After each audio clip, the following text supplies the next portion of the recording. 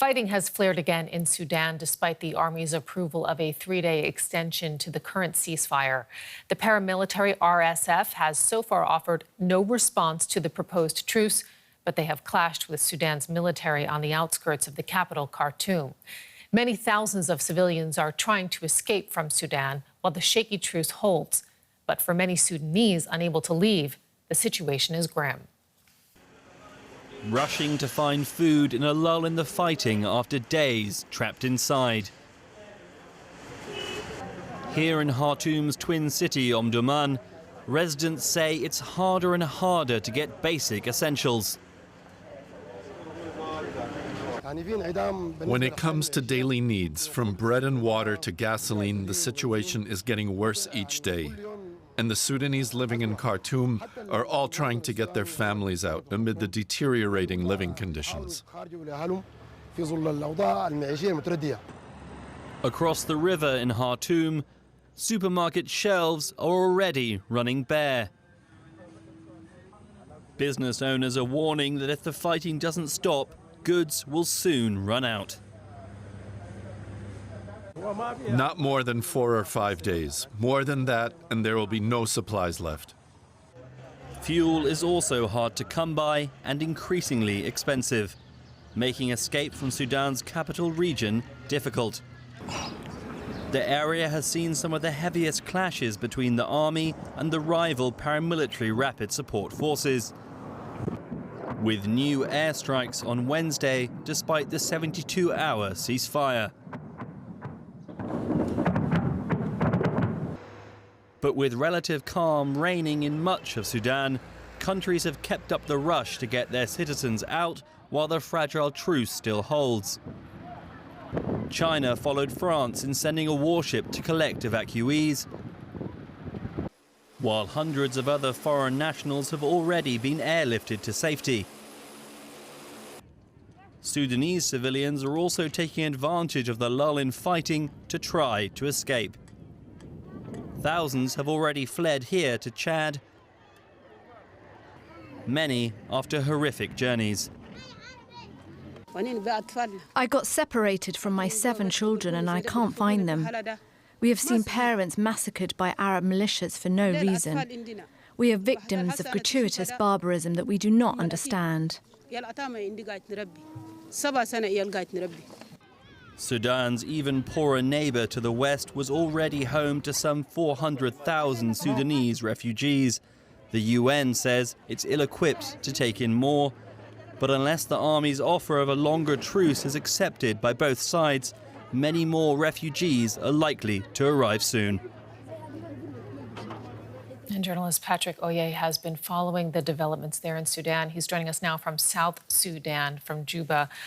Patrick, what are you hearing about the situation for civilians right now in Sudan?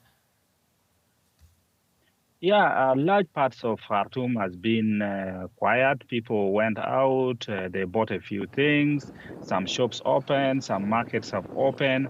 However, of course, there is a lot of concern, especially in the side of Omdurman, where yesterday fighting has been going on. This morning has been a little bit quiet, but you can't tell. The situation there can change rapidly since both forces are in the city. So it is for now quiet, but things can change anytime.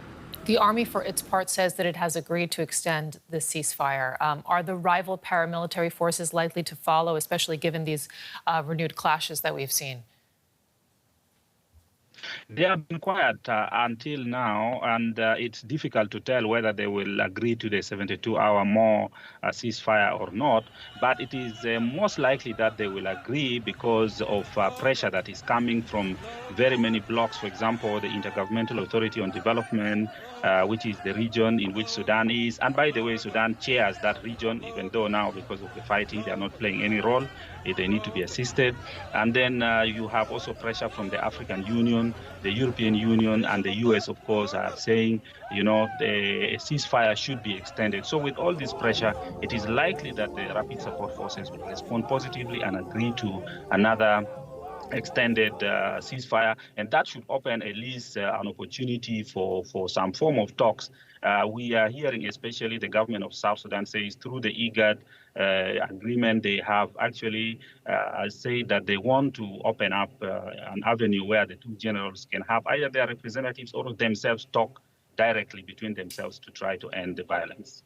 Things have settled, though, we have to say, Patrick, as we've been observing in the past week, into a little bit of a rhythm. There's a ceasefire announced. The ceasefire then, doesn't hold. It breaks. The clashes become renewed. Just put this into the bigger picture for us now. What are the aim of these ceasefires, and what is it likely to take for the fighting to end more concretely?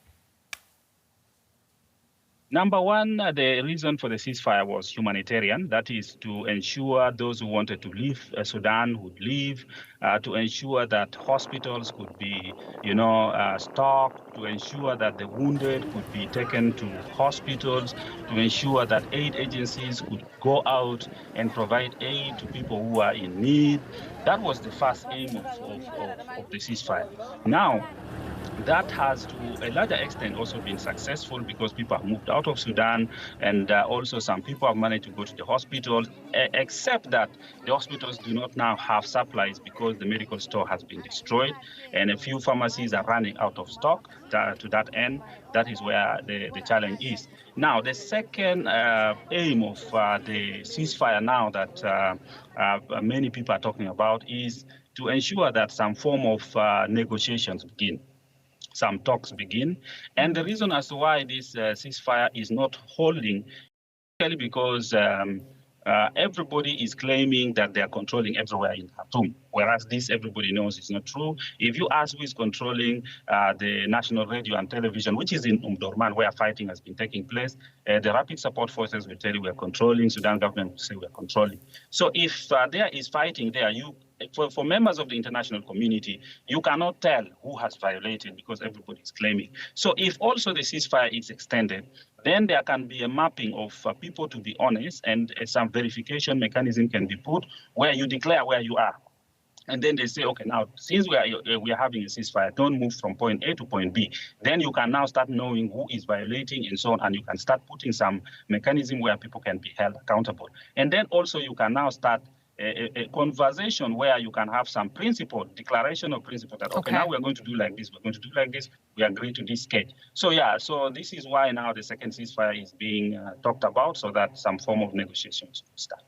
Journalist Patrick Oye, thank you so much for putting that into context for us about the situation in Sudan. We appreciate it.